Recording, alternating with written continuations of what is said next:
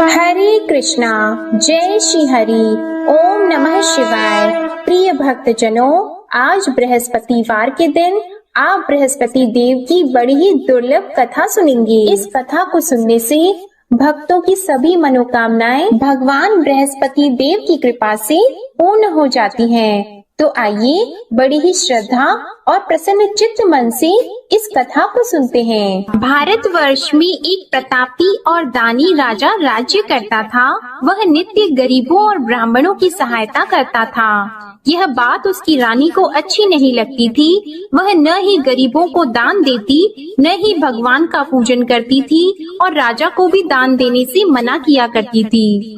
एक दिन राजा शिकार खेलने वन को गए हुए थे, तो रानी महल में अकेली थी। उसी समय बृहस्पति देव साधु वेश में राजा के महल में भिक्षा लेने के लिए गए और भिक्षा मांगी, तो रानी ने भिक्षा देने से इनकार कर दिया और कहा, हे साधु महाराज, मैं तो दान पुण्य से तंग आ गई हूँ। मेरा पति सारा धन लुटाते रहते हैं। मेरी इच्छा है कि हमारा धन नष्ट हो जाए, फिर न रहेगा बांस, न बजेगी बांसुरी। साधु ने कहा, देवी तुम तो बड़ी विचित्र हो। धन संतान तो सभी चाहते हैं, पुत्र और लक्ष्मी तो पापी के घर भी होने चाहिए। यदि तुम्हारे पास अधिक धन है तो भूखों को भोजन दो, प्यासों के लिए प्याऊ बनवाओ, मुसाफिरों के लिए धर्मशालाएं खुलवाओ।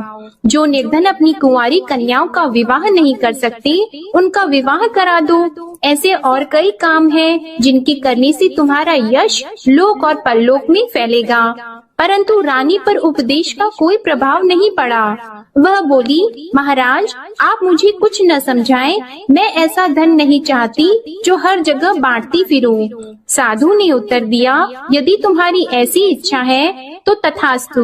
तुम ऐसा करना कि बृहस्पतिवार को घर लीपकर पीली मिट्टी से अपना सिर धोकर स्नान करना, भट्टी चढ़ाकर कपड़े धोना। ऐसा करने से आपका सारा धन नष्ट हो जाएगा। इतना कहकर वह साधु महाराज वहाँ से आलोक हो गए और साधु के अनुसार कही बातों को पूरा करते हुए रानी को केवल 3 बृहस्पतिवार ही बीते थे कि उसकी समस्त धन संपत्ति नष्ट हो गई। भोजन के लिए राजा का परिवार तरसने लगा। तब एक दिन राजा ने रानी से बोला कि हे रानी, तुम यहीं रहो, मैं दूसरे देश को जाता हूँ, क्योंकि यहाँ पर सभी लोग मुझे जानते हैं, इसलिए मैं कोई छोटा कार्य नहीं कर सकता। ऐसा कहकर राजा परदेश चला गया। वहाँ वह जंगल से लकड़ी काट कर लाता और शहर में बेचता था। इस तरह वह अपना जीवन व्यतीत करने लगा। इधर राजा के परदेश जाते ही रानी और दासी दुखी रहने लगी। एक बार जब रानी और दासी को 7 दिन तक बिना भोजन के रहना पड़ा, तो रानी ने अपनी दासी से कहा, हे दासी, पास ही के नगर में मेरी बहन रहती है, वह बड़ी धनवान है, तू उसके पास जा और कुछ लेकर आ, ताकि थोड़ा बहुत गुजार बसर हो सके।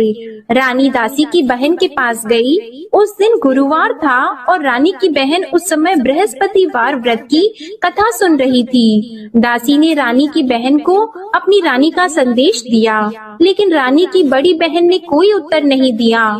जब दासी को रानी की बहन से कोई उत्तर नहीं मिला, तो वह बहुत दुखी हुई और उसे क्रोध भी आया। दासी ने वापस आकर रानी को सारी बात बता दी। सुनकर रानी ने अपने भाग्य को कोसा।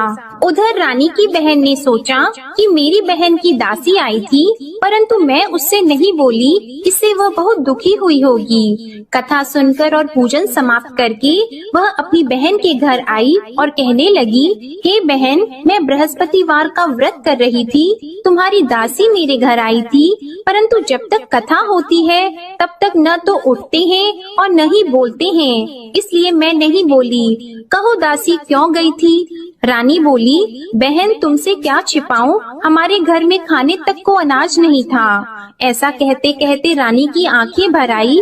उसने दासी समेत पिछले 7 दिनों से भूखे रहने तक की बात अपनी बहन को विस्तार पूर्वक सुना दी। रानी की बहन बोली, देखो बहन, भगवान बृहस्पति सबकी मनोकामना को पूर्ण करते हैं।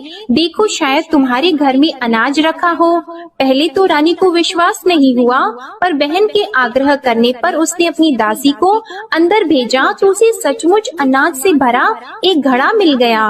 यह देखकर दासी को बड़ी हैरानी हुई। दासी रानी से कहने लगी, हे रानी, जब हमको भोजन नहीं मिलता तो हम व्रत ही तो करते हैं, इसलिए क्यों न इनसे व्रत और कथा की विधि पूछ ली जाए ताकि हम भी व्रत कर सकें। तब रानी ने अपनी बहन से बृहस्पतिवार व्रत के बारे में पूछा। उसकी बहन ने बताया, बृहस्पतिवार के व्रत में चने की दाल और मुनक्का से विष्णु भगवान का केले की जड़ में पूजन करें तथा दीपक जलाएं, व्रत कथा सुने और पीला भोजन ही करें। इससे बृहस्पति देव प्रसन्न होते हैं। और व्रत और पूजन विधि बताकर रानी की बहन अपने घर को लौट गई। 7 दिन के बाद जब गुरुवार आया तो रानी और दासी ने व्रत रखा। घुड़साल में जाकर चना और गुड़ लेकर आई, फिर उससे केले की जड़ तथा विष्णु भगवान का पूजन किया। अब पीला भोजन कहाँ से आए, इस बात को लेकर दोनों बहुत दुखी थी। क्योंकि उन्होंने व्रत रखा था, इसलिए बृहस्पति देव उनसे प्रसन्न थे। इसलिए वे एक साधारण व्यक्ति का रूप धारण करके 2 थालों में सुंदर पीला भोजन दासी को दे गए। भोजन पाकर दासी बहुत प्रसन्न हुई और फिर रानी के साथ मिलकर भोजन ग्रहण किया। उसके बाद वे सभी गुरुवार को व्रत और पूजन करने लगी।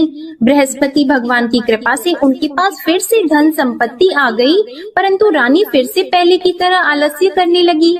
तब दासी बोली, देखो रानी, तुम पहले भी इस प्रकार आलस्य करती थी, तुम्हें धन रखने में कष्ट होता था, इस कारण सभी धन नष्ट हो गया, और अब जब भगवान बृहस्पति की कृपा से धन मिला है तो तुम्हें फिर से आलस्य होता है। रानी को समझाते हुए दासी कहती है कि बड़ी मुसीबतों के बाद हमने यह धन पाया है, इसलिए हमें दान पुण्य करना चाहिए, भूखे मनुष्यों को भोजन कराना चाहिए और धन को शुभ कार्यों में खर्च करना चाहिए, जिससे तुम्हारे कुल का यश बढ़ेगा, स्वर्ग की प्राप्ति होगी और पितृ प्रसन्न होंगे। दासी की बात मानकर रानी अपना धन शुभ कार्यों में खर्च करने लगी, जिससे पूरे नगर में उसका यश फैलने लगा। उधर एक दिन राजा दुखी होकर जंगल में एक पेड़ के नीचे आसन जमाकर बैठ गया। वह अपनी दशा को याद करके व्याकुल होने लगा। बृहस्पतिवार का दिन था। एकाएक उसने देखा कि निर्जन वन में एक साधु प्रकट हुए। वह साधु वेश में स्वयं बृहस्पति देवता थे। लकड़हारे के सामने आकर बोले, हे लकड़हारे, इस सुनसान जंगल में तू इतना चिंता मग्न क्यों बैठा है? लकड़हारे ने दोनों हाथ जोड़कर प्रणाम किया और उत्तर दिया, महात्मा जी, आप सब कुछ जानते हैं, मैं क्या कहूँ। यह कहकर रोने लगा और साधु को अपनी आत्म कथा सुनाई। महात्मा जी ने कहा, तुम्हारी स्त्री ने बृहस्पतिवार के दिन बृहस्पति भगवान का निरादर किया है, जिसके कारण रुष्ट होकर उन्होंने तुम्हारी यह दशा कर दी। अब तुम चिंता को दूर करके मेरे कहने पर चलो तो तुम्हारे सब कष्ट दूर हो जाएंगे और भगवान पहले से भी अधिक संपत्ति देंगे। तुम बृहस्पति के दिन कथा किया करो, 2 पैसे के चने मुनक्का लाकर उसका प्रसाद बनाओ और शुद्ध जल से लोटे में शक्कर मिलाकर अमृत तैयार करो। कथा के पश्चात अपने सारे परिवार और सुनने वाले प्रेमियों में अमृत व प्रसाद को बांटकर खुद भी ग्रहण करो। ऐसा करने से भगवान तुम्हारी सब मनोकामनाएं पूरी करेंगे। साधु के ऐसे वचन सुनकर लकड़हारा बोला, हे प्रभु, मुझे लकड़ी बेचकर इतना पैसा नहीं मिलता जिससे भोजन के उपरांत कुछ बचा सकूं। मैंने रात्रि में अपनी स्त्री को व्याकुल देखा है, मेरे पास कुछ भी नहीं जिससे मैं उसकी खबर मंगा सकूं। और फिर मैं बृहस्पति देव की क्या कहानी सुनूं? मुझको तो कुछ भी मालूम नहीं है। साधु ने कहा, हे लकड़हारी, तुम किसी बात की चिंता मत करो। बृहस्पतिवार के दिन तुम रोजाना की तरह लकड़ियाँ लेकर शहर को जाओ। तुमको रोज से दुगुना धन प्राप्त होगा, जिससे तुम भली भांति भोजन कर लोगे और बृहस्पति देव की पूजा का सामान भी आ जाएगा। बृहस्पति देव की कथा इस प्रकार है, सुनो। प्राचीन काल में एक ब्राह्मण रहता था।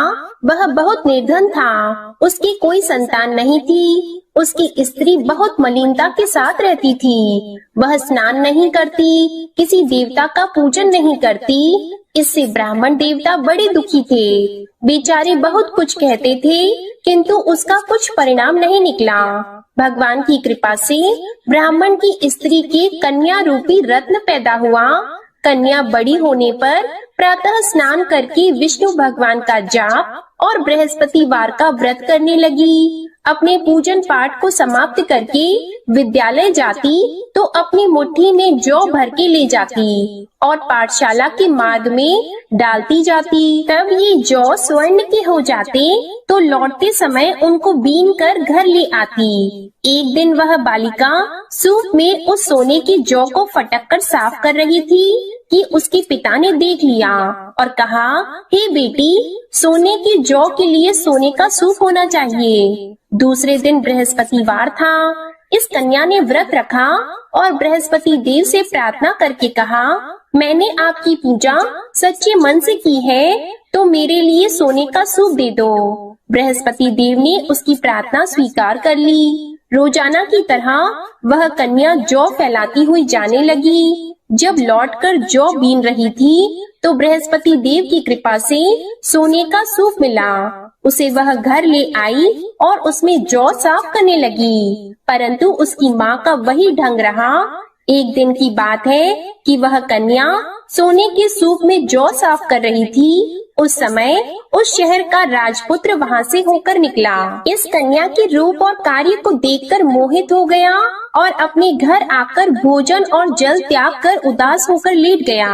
राजा को इस बात का पता लगा तो अपने प्रधानमंत्री के साथ उसके पास गए और बोले, हे बेटा, तुम्हें किस बात का कष्ट है? किसी ने तुम्हारा अपमान किया है अथवा और कोई कारण हो सो कहो, मैं वही कार्य करूँगा जिससे तुम्हें प्रसन्नता हो। अपने पिता की राजकुमार ने बातें सुनी तो वह बोला, मुझे आपकी कृपा से किसी बात का दुख नहीं है। किसी ने मेरा अपमान नहीं किया है, परंतु मैं उस लड़की से विवाह करना चाहता हूँ जो सोने के सूप में जौ साफ कर रही थी। यह सुनकर राजा आश्चर्य में पड़ गया और बोला, हे बेटा, इस तरह की कन्या का पता तुम ही लगाओ, मैं उसके साथ तेरा विवाह अवश्य ही करवा दूंगा।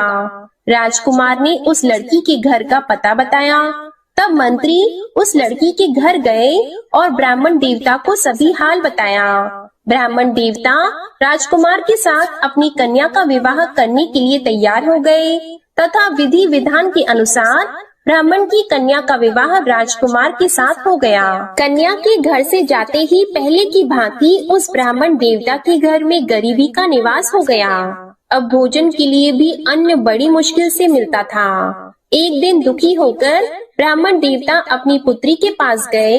बेटी ने पिता की दुखी अवस्था को देखा और अपनी माँ का हाल पूछा। तब ब्राह्मण ने भी सभी हाल कहा। कन्या ने बहुत सा धन देकर अपने पिता को विदा कर दिया। इस तरह ब्राह्मण का कुछ समय सुखपूर्वक व्यतीत हुआ। कुछ दिन के बाद फिर वही हाल हो गया। ब्राह्मण फिर अपनी कन्या के यहाँ गया और सारा हाल कहा तो लड़की बोली, हे पिताजी, आप माताजी को यहाँ ले आओ, मैं उन्हें विधि बता दूंगी जिससे उनकी गरीबी दूर हो जाए। वह ब्राह्मण देवता अपनी स्त्री को साथ लेकर पहुँचे तो अपनी माँ को समझाने लगी कि हे माँ, तुम प्रातः काल प्रथम स्नान आदि करके विष्णु भगवान का पूजन करो तो सब दरिद्रता दूर हो जाएगी। परंतु उसकी माँ ने एक भी बात नहीं मानी और प्रातः काल उठकर अपनी पुत्री के बच्चों की झूठन को खा लिया। इससे उसकी पुत्री को भी बहुत गुस्सा आया। उसने एक रात को एक कोठरी से सारा सामान निकाल दिया और अपनी माँ को उसमें बंद कर दिया। प्रातः उसमें से उसे निकाला तो स्नान आदि करा के पूजा पाठ करवाया तो उसकी माँ की बुद्धि ठीक हो गई। इसके बाद वह नियम से पूजा पाठ करती और प्रत्येक बृहस्पतिवार को व्रत रखने लगी। इस व्रत के प्रभाव से उसकी माता और पिता बहुत ही धनवान और पुत्रवान हो गए और बृहस्पति देवता के प्रभाव से इस लोक के सुख को भोगकर अंत में स्वर्ग को प्राप्त हुए। इस तरह कहानी कहकर साधु देवता वहाँ से अंतर ध्यान हो गए। धीरे धीरे समय व्यतीत होने पर फिर वही बृहस्पतिवार का दिन आया। लकड़हारा जंगल से लकड़ी काटकर किसी शहर में बेचने गया। उसे उस दिन और दिन से अधिक पैसा मिला। राजा ने चना गुड़ आदि लाकर गुरुवार का व्रत किया। उस दिन से उसके सभी क्लेश दूर हो गए। परंतु जब दोबारा गुरुवार का दिन आया तो बृहस्पतिवार का व्रत करना भूल गया। इस कारण बृहस्पति भगवान नाराज हो गए। उस दिन उस नगर के राजा ने विशाल यज्ञ का आयोजन किया था तथा शहर में ये घोषणा करा दी कि कोई भी मनुष्य अपने घर में भोजन न बनवाए, न आग जलाए। समस्त जनता मेरे यहाँ भोजन करने आए। इस आज्ञा को जो न मानेगा उसे फांसी की सजा दी जाएगी। इस तरह की घोषणा संपूर्ण नगर में करवा दी गई। राजा की आज्ञा के अनुसार शहर के सभी लोग भोजन करने गए, लेकिन लकड़हारा कुछ देर से पहुँचा, इसलिए राजा उसको अपने साथ घर लेके गए और ले जाकर भोजन करा रहे थे तो रानी की दृष्टि उस खूंटी पर पड़ी जिस पर उसका हार लटका हुआ था। वह वहाँ पर दिखाई नहीं दिया। रानी ने निश्चय किया कि मेरा हार इस मनुष्य ने चुरा लिया है। उसी समय सिपाहियों को बुलाकर उसको कारागार में डलवा दिया। जब लकड़हारा कारागार में पड़ गया और बहुत दुखी होकर विचार करने लगा कि न जाने कौन से पूर्व जन्म के कर्म से मुझे यह दुख प्राप्त हुआ है, और उसी साधु को याद करने लगा जो कि जंगल में मिला था। उसी समय तत्काल बृहस्पति देव साधु के रूप में प्रकट हुए और उसकी दशा को देखकर कहने लगे, अरे मूर्ख, तूने बृहस्पति देव की कथा नहीं करी, इस कारण तुझे दुख प्राप्त हुआ है।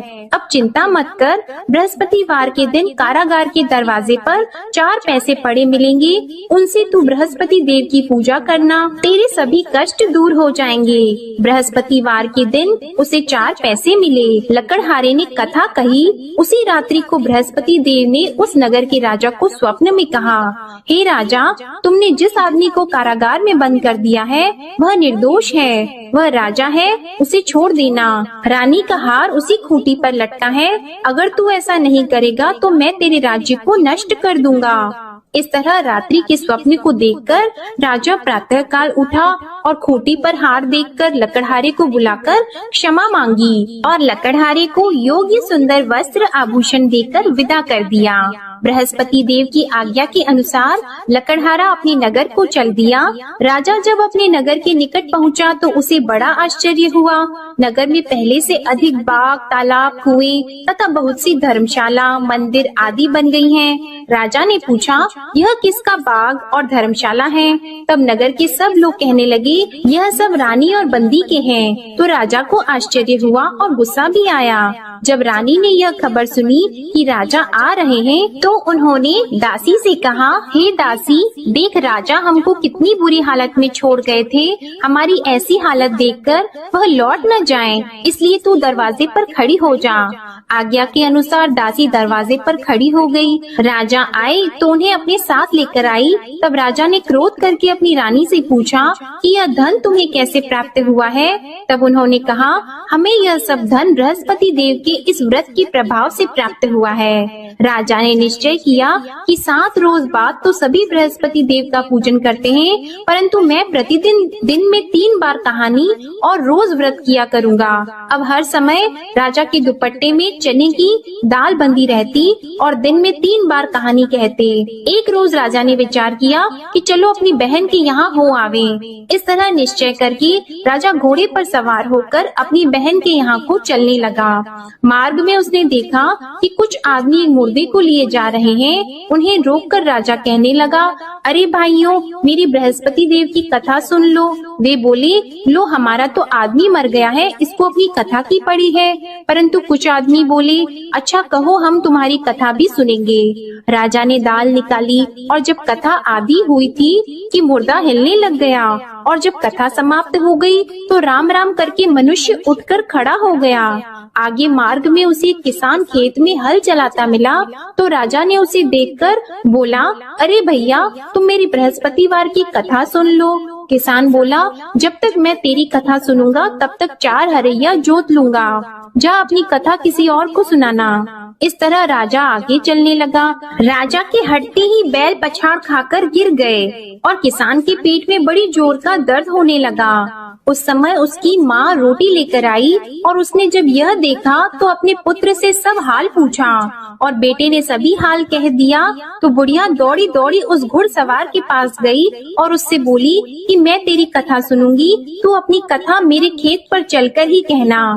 राजा ने बुढ़िया के खेत पर जाकर कथा कही, जिसके सुनते ही वह बैल उठकर खड़े हुए तथा किसान के पेट का दर्द भी बंद हो गया। राजा अपनी बहन के घर पहुंचा।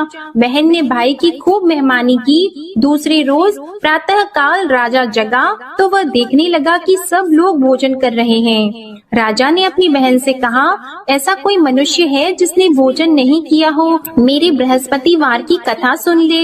बहन बोली, हे भैया, यह देश ऐसा है कि पहले यहाँ लोग भोजन करते हैं, बाद में अन्य काम करते हैं। अगर कोई पड़ोस में हो तो देख आऊं। वह ऐसा कहकर देखने चली गई, परंतु उसे कोई ऐसा व्यक्ति नहीं मिला जिसने भोजन न किया हो। अतः वह एक कुम्हार के घर गई जिसका लड़का बीमार था। उसे मालूम हुआ कि उनके यहाँ 3 रोज से किसी ने भोजन नहीं किया है।